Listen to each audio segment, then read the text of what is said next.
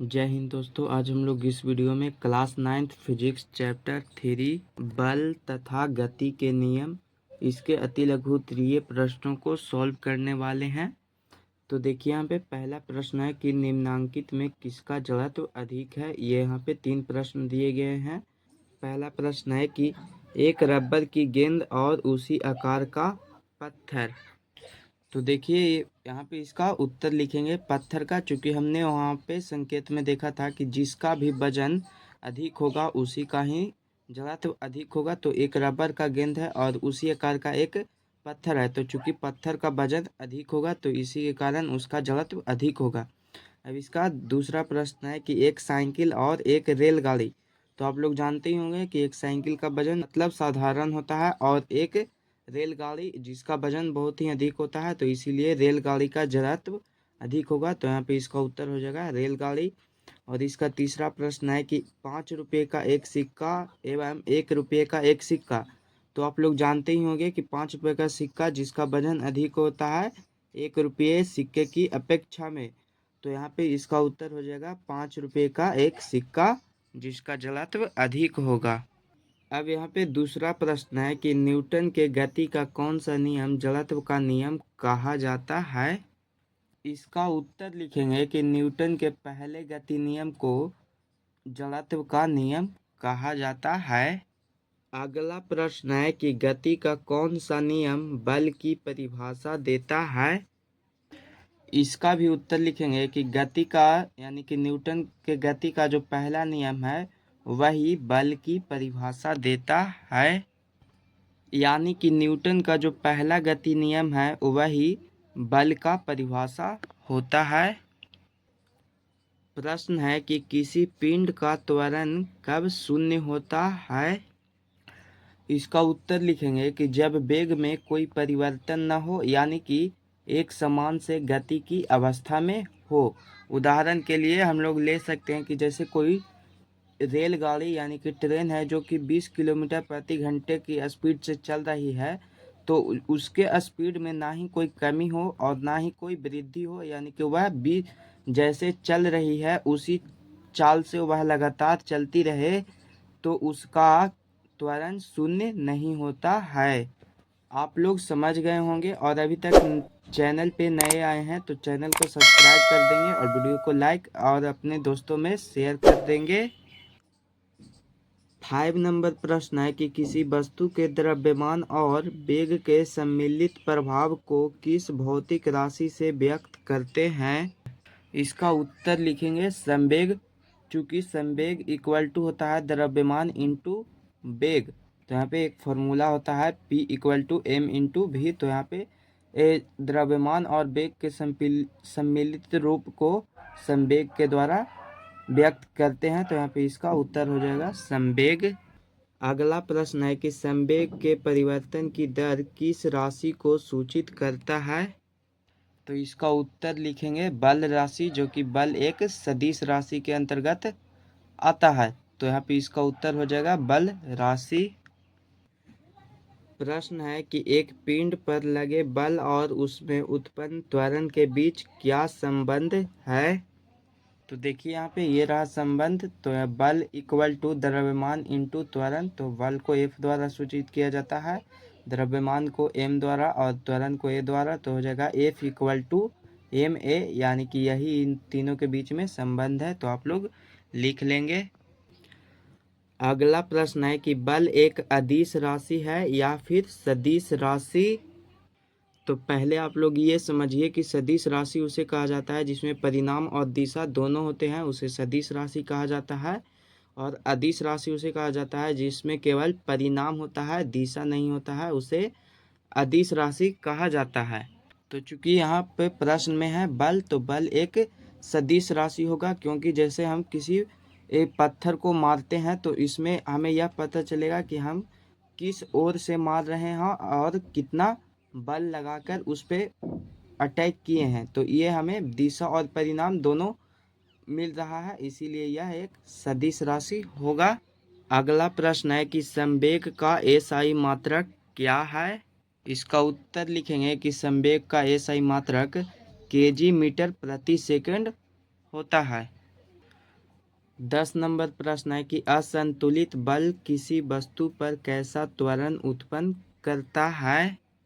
तो इसका उत्तर हो जाएगा अशून्य, यानी कि 0 नहीं होगा।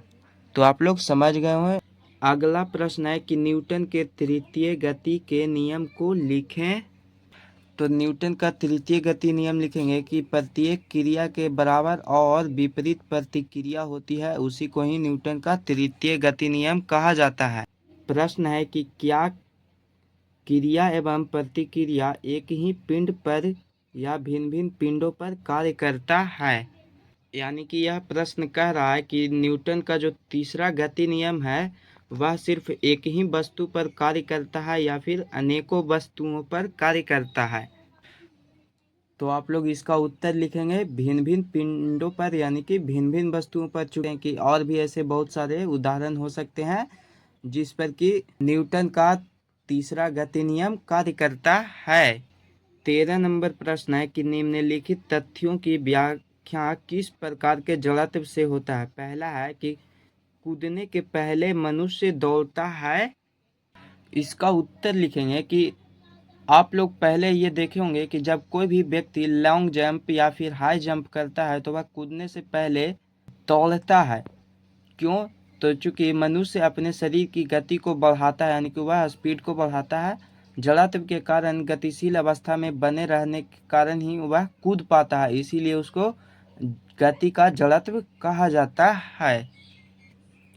अब इसका दूसरा प्रश्न है कि साइकिल सवार द्वारा पैडल चलाना बंद करने के बाद भी साइकिल सड़क पर कुछ दूर तक गति में रहती है। आप लोग या खासकर जब साइकिल चलाते होंगे तो देखते होंगे कि कुछ देर तक हम लोग जब पैडल मारते हैं और उसके बाद फिर हम लोग पैडल मारना छोड़ देते हैं, तो उसके बाद भी कुछ दूरी तक साइकिल चलता है। तो यह होता है गति के जड़त्व के कारण। चूँकि साइकिल जो हमारा रहता है वह गति में हो जाता है, इसी के कारण वह चलते रहता है, कुछ दूरी तक गति करता है। तो आप लोग समझ गए होंगे। तो यह होता है गति के जड़त्व के कारण। अब इसका तीसरा प्रश्न है कि यात्री पीछे की ओर झुक जाता है जब रेलगाड़ी एकाएक चल पड़ती है। तो आप लोग देखे भी होंगे कि यदि आप कहीं यात्रा करने के लिए जा रहे होंगे ट्रेन या फिर बस में, तो जब हम लोग ट्रेन में बैठते हैं या फिर बस में, पूरा बॉडी हमारा विरामा अवस्था में रहता है। किंतु जब ट्रेन चलती है, यानी कि ट्रेन या फिर बस जब स्टार्ट होता है, तो कमर का जो निचला भाग होता है वह हमारा विरामा अवस्था में ही रहता है, किंतु जो कमर का ऊपरा भाग होता है, ऊपरी वाला भाग, वह गति में आ जाता है। इसके कारण क्या होता है कि हम लोग पीछे की ओर एकाएक झुक जाते हैं। तो यह होता है विरामा का जड़त्व के कारण, यानी कि हमारा बॉडी है जो पूरा विरामा अवस्था में रहता है और एकाएक गति में आने के कारण ही ऊपरी भाग गति में आ जाता है, जबकि निचला भाग है वह विरामा अवस्था में ही जाता है। तो यह इसी के कारण होता है। तो आप लोग लिख लेंगे इसका उत्तर कि विराम का जड़त्व के कारण यह होता है। अगला प्रश्न है कि एक पिंड का त्वरण अपने गमन के दौरान 5 गुना हो जाता है, क्या उस पर लगा हुआ बल भी बदल जाता है? यदि हाँ तो कितने से बदलता है? तो देखिए यहाँ पे इसका उत्तर लिखेंगे कि जब वस्तु स्थिर था, यानी कि जब वस्तु रुका हुआ था तब उसका त्वरण ये होगा, किंतु जब वस्तु गति में आया, यानी कि जब वस्तु चल रहा था, तब उसका त्वरण हो जाएगा 5 गुना बढ़ गया, यानी कि 5a हो गया। तो अतः हम लोग लिख सकते हैं कि गति का दूसरा नियम से F = ma। तो पहली स्थिति में बात करें तो इससे होगा कि F = ma। यहाँ पे जो त्वरण है उसका मान a ही है। और यदि हम लोग दूसरी स्थिति में बात करें तो F = m × 5a। चूँकि a का मान यहाँ पे देखिए 5a हो गया है दूसरे स्थिति में, तो यहाँ पे हो जाएगा 5a। और जब हम लोग इसका कैलकुलेशन करेंगे तो यहाँ पे देखिए f का f नीचे आ जाएगा और हम लोग इसको लिख सकते हैं 5ma। हम लोग इसको लिख सकते हैं, इंटू करेंगे तो हो जाएगा 5ma। और यहाँ पे उसके बाद नीचे आएंगे तो इसको f को f लिखेंगे = और ma, यहाँ पे देखिए ma को हम लोग f लिख सकते हैं, तो यहाँ पे 5 के 5 हो जाएगा। और ma को यहाँ पे लिखा गया था ma, तो यहाँ पे ma को हम लोग f लिख दिए, यानी कि जो पहले स्थिति में था वह f था बल, लेकिन जब यह गति में हुआ तब इसका बल था वह 5 गुना बढ़ जाता है। तो अतः हम लोग लिख सकते हैं कि हाँ, उस पर लगा हुआ बल भी बढ़ जाएगा जो पूर्ववत बल का 5 गुना है, यानी कि जो पहले बल लग रहा था उसका 5 गुना बल यहाँ पे बढ़ जाएगा। तो आप लोग समझ गए होंगे और लिख भी लेंगे। इसका उत्तर 15 नंबर प्रश्न है कि 0.2 kg द्रव्यमान का एक पिंड स्थिर मेज पर रखा है, उसका संवेग क्या है। ये देखिए यहाँ पे इस प्रश्न में हमें दिया गया है कि इसमें जो m का मान है वह 0.2 kg है और v का मान है वह 0 है, यानी कि वस्तु स्थिर है तो उसमें कोई भी वेग उत्पन्न नहीं हो रहा है। तो यहाँ पे जो इसका संवेग पूछ रहा है तो यहाँ पे इसका फॉर्मूला होता है संवेग का कि द्रव्यमान इंटू वेग, यानी कि P = m इंटू v। तो यहाँ पे मास का मान है यहाँ पे 0.2 kg और इंटू v का मान है 0। तो यहाँ पे इन दोनों को कैलकुलेट करेंगे तो यहाँ पे हमारा उत्तर हो जाएगा 0 आंसर, यानी कि जो इसमें संवेग होगा वह 0 होगा। अगला प्रश्न है कि कोई ट्रक 10 किलोमीटर प्रति घंटा के वेग से चल रहा है और उतने ही वेग से कोई छोटा कंकड़ भी चल रहा है, इनमें किसका संवेग अधिक है। तो इसका उत्तर लिखेंगे कि ट्रक का संवेग अधिक होगा, क्योंकि ट्रक का द्रव्यमान अधिक है कंकड़ की अपेक्षा, इसीलिए ट्रक का द्रव्यमान अधिक है। तो यहाँ पर ट्रक का संवेग भी अधिक होगा। अगला प्रश्न है कि गति के उस नियम का नाम लिखें जो निम्नलिखित में लागू होता है। पहला है कि पानी में तैरना, तो इसमें होता है गति का तृतीय नियम। चूंकि हम लोग पानी को जितना ही तेजी से पीछे की ओर ढकेलते हैं, पानी हमें उतना ही तेजी से आगे की ओर भी ढकेलता है। तो यहाँ पे हो जाएगा इसका गति का तृतीय नियम। फिर दूसरा इसका प्रश्न है कि मेज पर पड़ी वस्तु का वहीं रहना। तो चूंकि यह पहला नियम भी हो सकता है और तृतीय नियम भी हो सकता है, तो आप लोग इन दोनों में से कोई भी लिख सकते हैं। तो पहले यह हम लोग यह समझते हैं कि पहला नियम और तृतीय नियम यह कैसे होगा। तो आप लोग उदाहरण के तौर पे ये देखिए, यहाँ पे एक बुक रखा हुआ है और नीचे मेज है। तो यह बुक जो कि स्थिर है, तो न्यूटन का पहला गति नियम कहता है कि कोई भी वस्तु वह अपने स्थिति में तब तक रहती है कि जब तक कि उस पर हम कोई भी असंतुलित बल का कार्य न करें। तो चूंकि यह बुक इस पर रखा हुआ है, तो इस पर जब इस वस्तु को जब तक हम टच नहीं करेंगे, जब तक यह वस्तु वहीं पे अस्थायी रहेगी। तो इससे यह सिद्ध होता है कि यह न्यूटन का पहला गति नियम इस पर कार्य करता है। और तीसरा नियम किस प्रकार कार्य करेगा, तो तीसरा नियम कहता है कि प्रत्येक क्रिया के बराबर प्रतिक्रिया होती है, यानी कि यह बुक है जो कि नीचे की ओर बल लगा रहा है और यह मेज है जो कि बुक को ऊपर की ओर धक्का दे रहा है। तो इन दोनों के बीच एक बल कार्य कर रहा है, वह है न्यूटन का तृतीय गति नियम। तो इस प्रकार से इस प्रश्न के अनुसार यहाँ पे इसका पहला और न्यूटन का तृतीय गति नियम हो जाएगा यहाँ पे आंसर। तो आप लोग समझ गए होंगे। अब इसका अगला प्रश्न है कि गोली को छोड़ना। तो चूंकि यह भी न्यूटन का तृतीय गति नियम ही है, क्योंकि जब बंदूक से गोली जितना ही स्पीड से आगे की ओर जाता है, उतना ही गोली होता है वह बंदूक को पीछे की ओर धक्का देता है। तो यहाँ पे भी प्रत्येक क्रिया के बराबर एक विपरीत प्रतिक्रिया हुई, तो इसीलिए यह भी न्यूटन का तृतीय नियम पर कार्यरत है। तो इसका भी हो जाएगा न्यूटन का तृतीय गति नियम। अगर आप लोग अभी तक चैनल को सब्सक्राइब नहीं किए होंगे तो सब्सक्राइब कर देंगे और वीडियो को अपने दोस्तों के पास शेयर कर देंगे। अगला प्रश्न है कि घर्षण बल की दिशा क्या होती है। इसका उत्तर लिखेंगे कि गति के विपरीत दिशा होती है। जैसे कि उदाहरण के लिए मान लीजिए कि आपने इस दिशा से एक बॉल को फेंका, यह बॉल तब तक नहीं रुकेगी जब तक कि या तो इसकी गति क्षमता कम हो जाएगी या फिर यह बॉल को कोई व्यक्ति इधर से रोकेगा, यानी कि इधर से कोई व्यक्ति, मान लीजिए कि इधर से किसी ने यहाँ पे रोक लगा दिया, यानी कि इसको रोकने का चेष्टा किया, तो यह इसके में जो बल लगा वह इसके विपरीत लगा, तभी तो यह बल वस्तु रुकी, अन्यथा यह आगे की ओर भी जा सकती थी, यानी कि वहाँ पे उसने आपके विपरीत में बल लगाया। तो यहाँ पे जो बल लगाता है, घर्षण बल की दिशा होती है वह वस्तु के विपरीत में ही होती है। तो आप लोग इसे अच्छे से समझ गए होंगे।